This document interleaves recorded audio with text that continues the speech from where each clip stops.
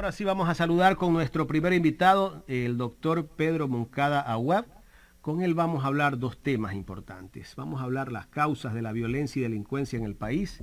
Y el otro tema es las elecciones que se harán este fin de semana en Colombia. Hay un candidato de izquierda que es uno de los favoritos para ganar las elecciones en Colombia. Vamos a analizar todo esto, pero antes vamos con el primer tema, que es las causas de la violencia y delincuencia en el país. Abogado, muchísimas gracias por acompañarnos acá a Los Tiempos en Ecuador en Directo. Muy buenos días, Jaime. Buenos días, Carlita. Con mucho cariño me dirijo a toda la audiencia. Y las causas son históricas y estructurales. Aquí, cuando se cortó en redondo el desarrollo autónomo de nuestras poblaciones indígenas o ancestrales, en ese momento se introdujo un sistema en formación que es el que actualmente conocemos como un sistema oligárquico capitalista salvaje de acumulación de opulencia. Los resultados de hoy son de los 500 años de invasión de los europeos a América y la destrucción de aztecas, incas y otros pueblos, ¿no verdad?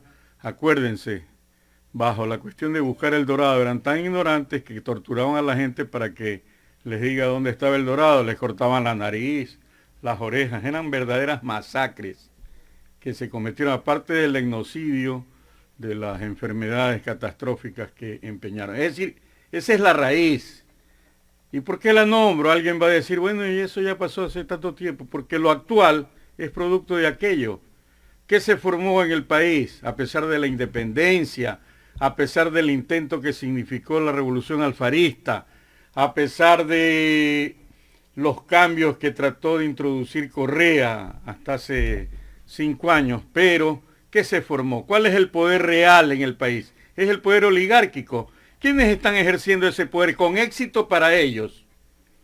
Los banqueros. Los banqueros son los que han dominado toda la vida republicana. ¿Quiénes usufructuaron del asesinato de Alfaro? La plutocracia bancaria. ¿Quiénes desarrollaron la masacre del 15 de noviembre del 22? Un gobierno liberal oligárquico como Tamayo. Es decir, aquí no nos podemos perder en la conciencia ciudadana que tiene que haber en el sentido de que este es un sistema histórico, estructural, oligárquico, bancario, plutocrático. Hoy está ejerciendo el gobierno para ellos, no para el pueblo, bien clarito. Estamos llenos de quejas, que por qué abandona el Estado, que por qué abandona la salud, abandona la educación. No es que abandona nada, gobierna para ellos. Que pone momias cocteleras, dice clarito Carlos, la compañera. Esos son pues ellos. Cuando se iba a posesionar ya de la presidencia, el presidente electo Lazo dio una entrevista a CNN con Rincón.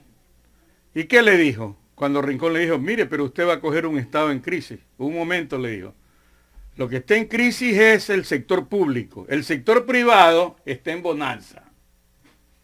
Yo dije, él va a gobernar para la bonanza, para el sector privado. Entonces usted ve que a pesar de la pandemia, los que más han ganado son los bancos. Y el banco que más ha ganado, que más utilidades tiene, es el Banco de Guayaquil, que coincide que es duplicó el banco del señor de Lazo. 34 ¿no? a 74. Entonces yo creo que Lazo está feliz. Y las oligarquías también. Es decir, tienen el poder y lo sustentan para su acumulación, ya, para su ejercicio. A mí me parece que incluso la violencia que existe, que no la sufren ellos, que la sufre el pueblo, la masa, la gente, los asesinatos. Ya no puedes ir ni a un restaurante a tomarte un helado con tus hijos porque a qué hora llegan y te matan. Todo eso les importa un comino a ellos. A tal punto que desde Moreno, con el contubernio de todas las oligarquías ecuatorianas, incluido Lazo especialmente, que puso al ministro de Economía, Martínez, ¿sí? Desde ahí hemos visto nosotros un empoderamiento total de poner al Estado al servicio de su clase, de su oligarquía, y estamos viviendo las consecuencias de aquello. Toca al pueblo tomar conciencia de esto. acordarse que hubo un feriado bancario. ¿Quiénes lo provocaron? La banca chulquera, la banca que se cerró con el gobierno de Maguad por las políticas de Sixto Durán.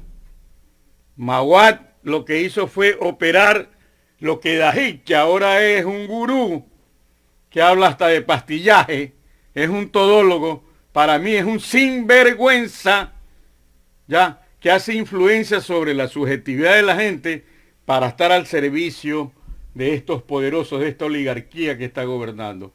Entonces las elecciones le significan a ellos un pasaje más que no es democrático, sino que le da la fachada de que es democrático. Es decir, una pantalla para la continuación de un régimen que se fundó desde la avenida de Benalcázar al Ecuador, de Pizarro en Perú y de Colón en Centroamérica.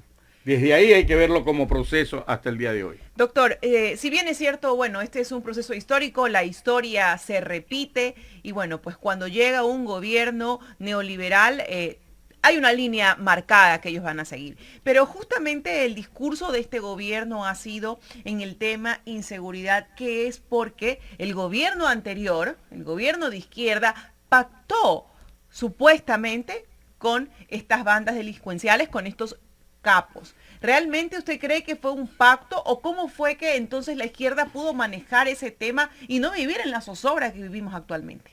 Hay que preguntarle a Carlos Vera cuándo dará la orden para cambiar de relato. Ese es el relato que les ha dado resultados electorales a las oligarquías.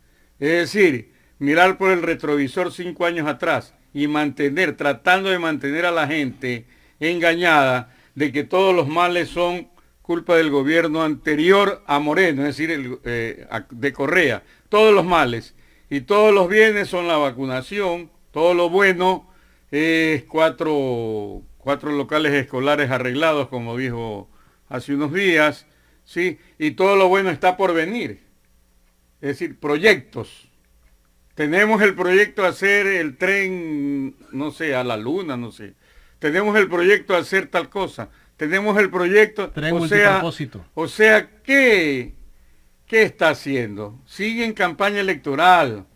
No se ha dado cuenta de que ya tiene un año en el gobierno. O mejor dicho, sí se da cuenta. Tiene un año en el gobierno de ellos, pues.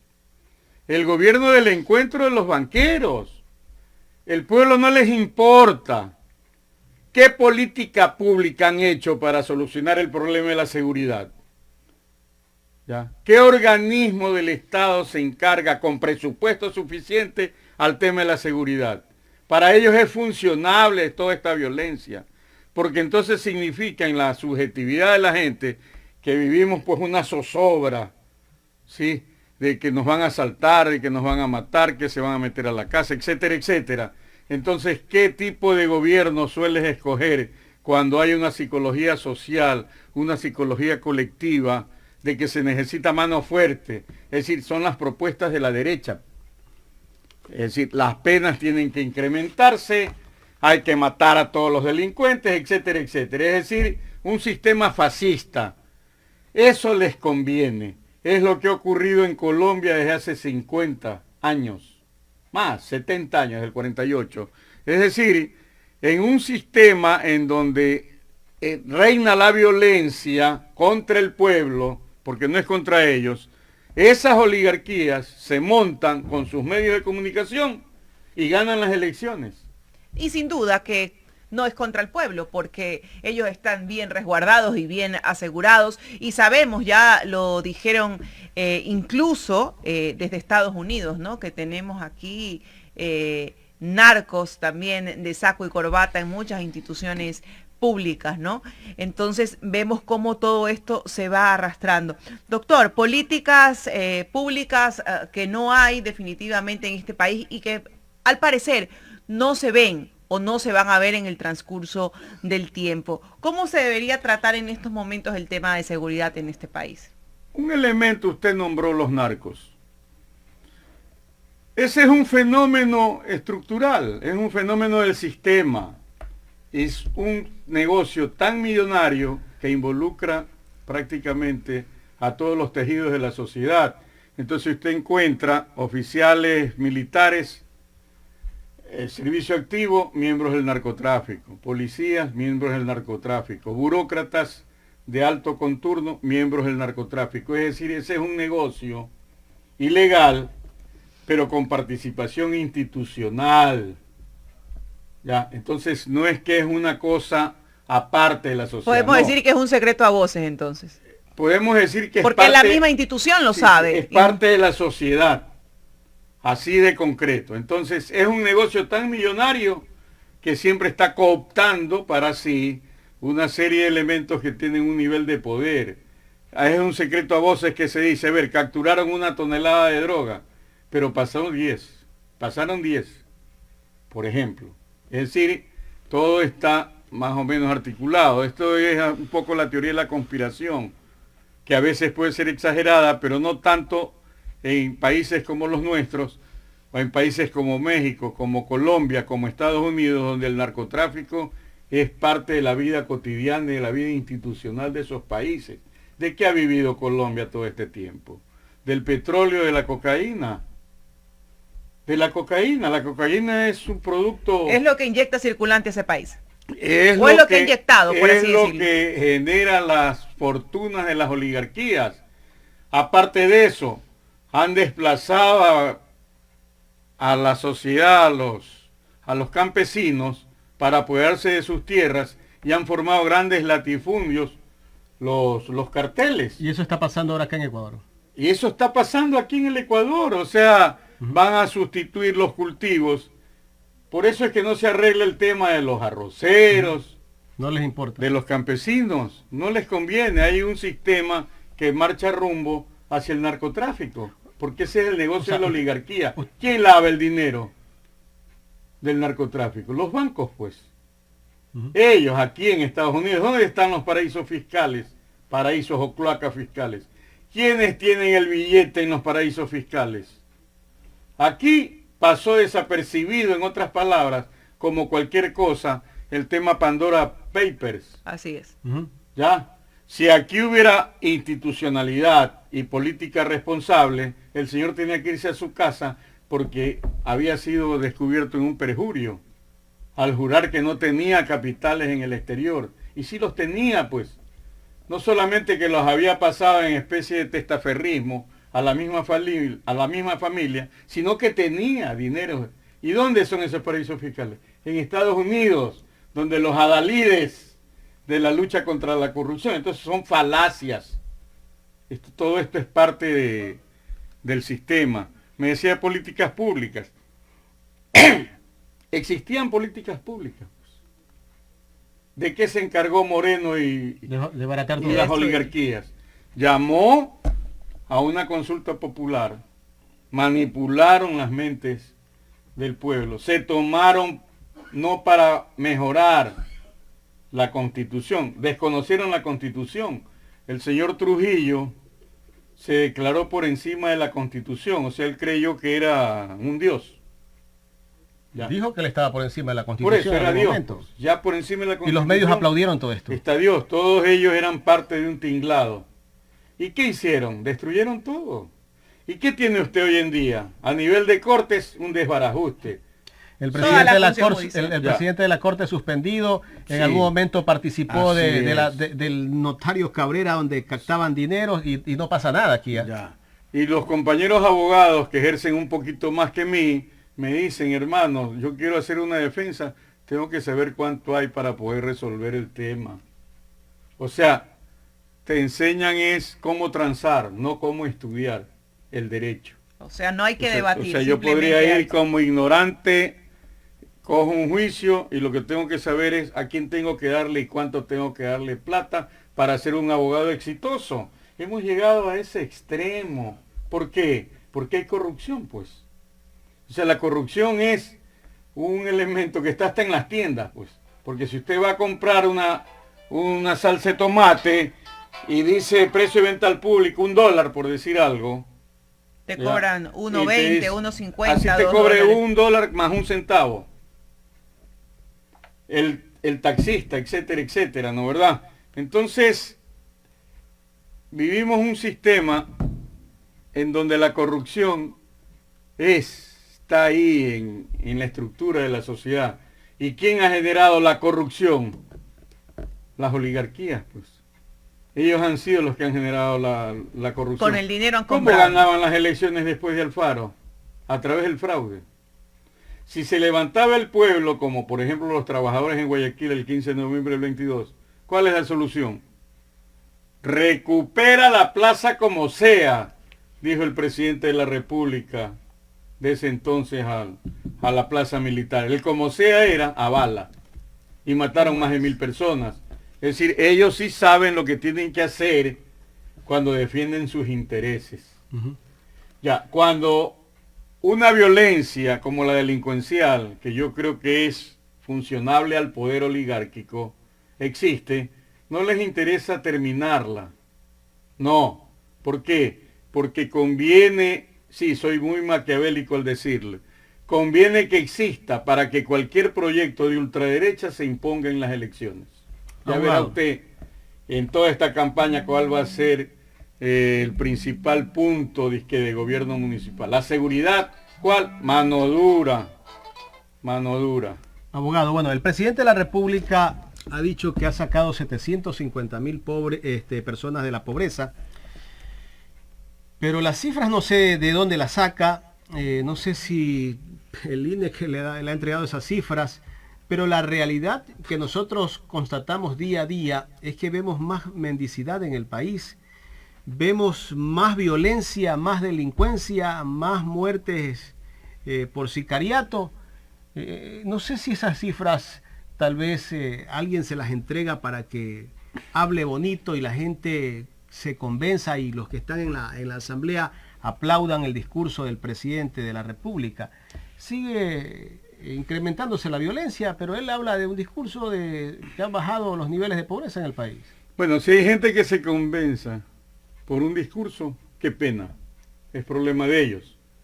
Voten ahora por la reelección de Lazo. Lazo Moreno van a ser un binomio, según me han chismeado por ahí. Voten por ellos, sigan votando por la oligarquía. Después de todo el sistema democrático que vivimos, es de elecciones, es excluyente, es oligárquico. Es lógico que ellos ganen las elecciones, ¿no verdad? Es decir, ellos se lanzan, está todo Carlos Vera y su combo, yo sí lo cojo a él porque es el más emblemático. Un hombre que fue en los hechos de izquierda, hoy es de ultraderecha. ¿Fue de izquierda Carlos Vera? Claro. ¿De qué movimiento? Objetivamente no, como periodista. Era un, ¿qué le digo? Un Yo recuerdo que en algún antisistema. momento lo escuché que admiraba a Fidel. Vea, él quiso entrar al Faro Vive Carajo, señor. Y se lo digo en la cara. Porque usted fue dirigente pues, de Alfaro Vive. Yo me reuní con él para que entre al Faro Vive Carajo. ¿Y qué pasó en ese Y aceptó. Estaba él amenazado de muerte por el gobierno de Febres Cordero. Estaba escondido en Quito, donde practicaba karate. Nos reunimos con Arturo Jarrín y él. Y pidió militancia. Y la militancia que se le ofreció es que haga una empresa periodística a nivel latinoamericano con una cuestión alternativa rebelde. Aceptó. Se fijaron montos para que se pueda montar aquello. Bueno, se vino la represión, murió Jarrín, nos metieron presos a todos y ahí quedó él. Pero se supone que debía continuar en un proceso. Pero ¿dónde está él hoy? ¿Cuándo cambia? Está en la vejez niveladora. ¿Cuándo cambia? ¿En qué momento cambia? Eso habría que preguntarle a él, pero el asunto es que cambió. Y hoy sí realmente es un asco como comunicador. ¿Por qué? Porque si usted me dice, a ver, el señor Alfredo Pinargote, que en paz debe estar descansando, siempre fue de derecha. O sea, es lógico todo o sea, lo que hacía. mantuvo una firme convicción Pero acá en sus sí es ideales. una pirueta en todo sentido. Claro, era de izquierda. Yo supuestamente pienso de que izquierda. debe haber sido el punto de quiebre cuando pasó a ser parte de los Isaías en Filambanco. Acuérdese que Filambanco es el que organiza el fraude contra Alvarito, Ujú. ¿ya? Cuando Vivanco era presidente del Tribunal Supremo Electoral y el control electoral lo hicieron desde la empresa privada Banco Filambanco. Le robaron a Alvarito esa primera elección, la única que le robaron. Después sí perdió con Gutiérrez, con Correa, etc. Abogado, ¿y ustedes ya, lo aceptaron a Vera en Alfaro Vive? ya, hasta ese momento te era una persona para nosotros excelente. Es que lo era. Ujú. Acuérdese, él cubrió el tema de las espadas en Quito. Se jugaba su propia seguridad, a tal punto que Febres Cordero lo consideraba un subversivo y estaba amenazado de muerte. Estar amenazado de muerte en el gobierno de Febres Cordero era una cosa seria, pues. Ya. O sea, un poco, acuérdese lo de Diego Delgado. Por supuesto. Diego Delgado sobrevivió porque le dejaron por muerto, a tal punto de golpes, etcétera. Aunque en su cinismo Febres Cordero negó que lo había mandado a golpear. Ellos pueden decir lo que sea, pero nosotros que somos pensadores hacemos la lectura correcta de lo que ocurre. ¿Ya? Bueno, sin duda hay que regresar a esa historia para poder comprender Y esto que le digo es primicia. estos hechos. Seguramente que se va a replicar esto, doctor, no se preocupe, que ya estarán Bueno, más tarde. Que salga en las Carlos redes. Vera a desmentirme, a ver si puede.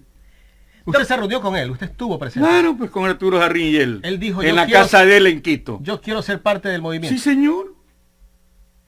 Y nosotros le dijimos, bueno, a ver, ¿cuál es la mejor tarea que usted ¿Pidió puede fusil cometer? Carlos Vera? Es que la mejor tarea, el fusil de él era el micrófono, la cámara. Así es. Un papel, una pluma, una cámara, un micrófono. Es como si quisiéramos hacer un movimiento rebelde. Jaimito y Carlita van a entrar al movimiento rebelde. ¿Cuál es su rol? El que están haciendo. Ujú. Crear conciencia, crear subjetividad revolucionaria. Yo los felicito. Ya. En ningún momento se derroten. Van a estar contra todo. Todo es obstáculo. Ya. Pero es que esa es la lucha histórica también del otro lado. De aquellos, yo me involucro a mucha honra, de aquellos que estamos contra ese sistema oligárquico que nació con Colón, Sin duda. lo alternativo. Doctor, vámonos a ir a otro tema justamente Las por elecciones de cuestión Colombia, tiempo. porque se Las nos va. elecciones de Colombia. Y es que Colombia se ha ido un poco como resistiendo a la izquierda.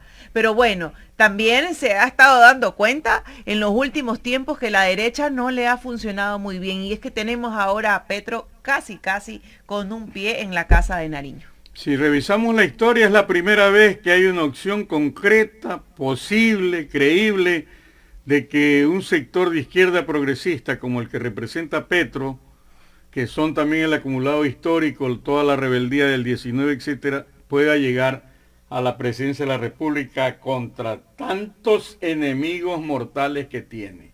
Es la primera vez. Yo me pongo a pensar, no es que me considero erudito en política latinoamericana, pero en Colombia siempre han mandado las oligarquías, que han sido terribles y violentas. Acuérdese cuando Gaitán iba a ser presidente de la República en el 48, un liberal radical, ¿sí? Pero que no podía ser controlado por las oligarquías colombianas. ¿Y qué hicieron con Lo él? asesinaron. Lo mataron. Y desde ahí no ha cesado la violencia. Ahí hubo el Bogotazo. Murieron miles de miles. No se sabe qué número de cadáveres hubieron ese día del Bogotazo.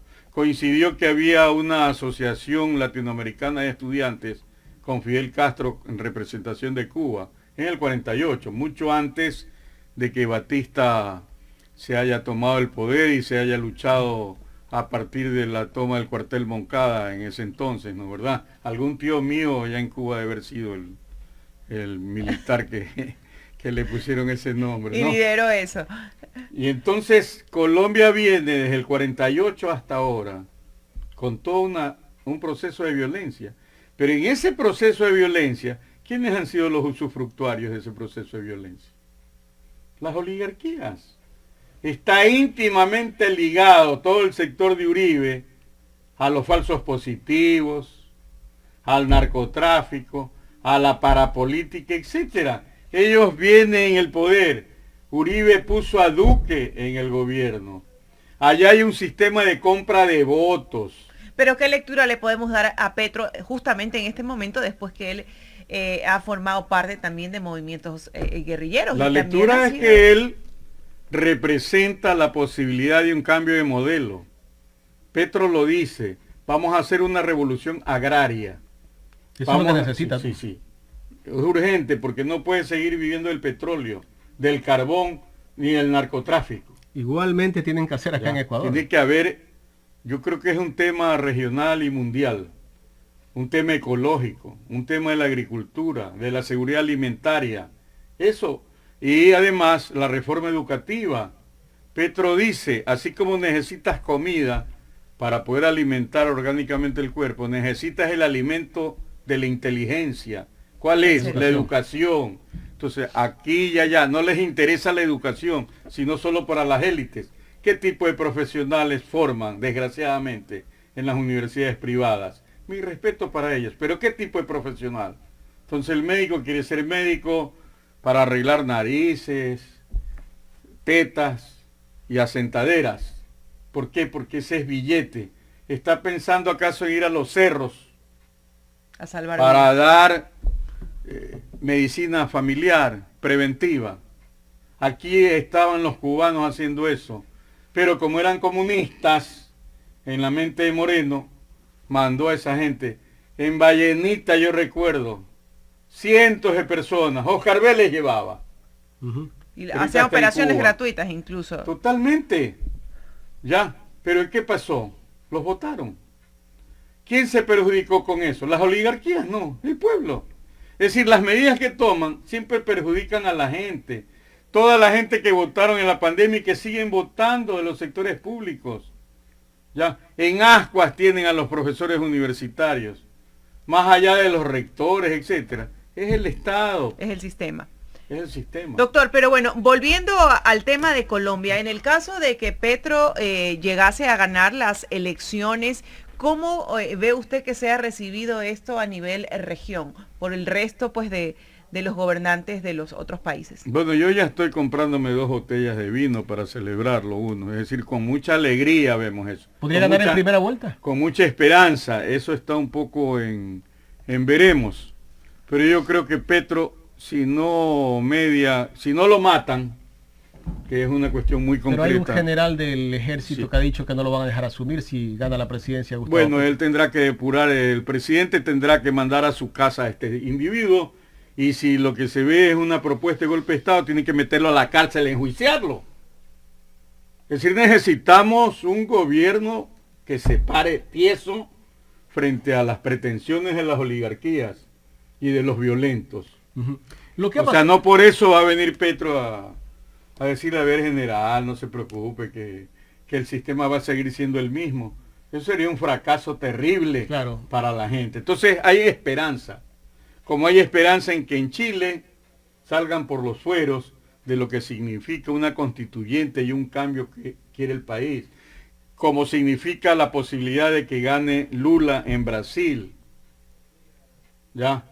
De que aquí en el Ecuador tomemos conciencia y podamos hacer una gran coalición popular, revolucionaria, alternativa, progresista, donde nadie se crea a Dios tampoco, porque los caudillismos no son la solución a los problemas sociales. Aquí tiene que haber una política comunitaria. Así es.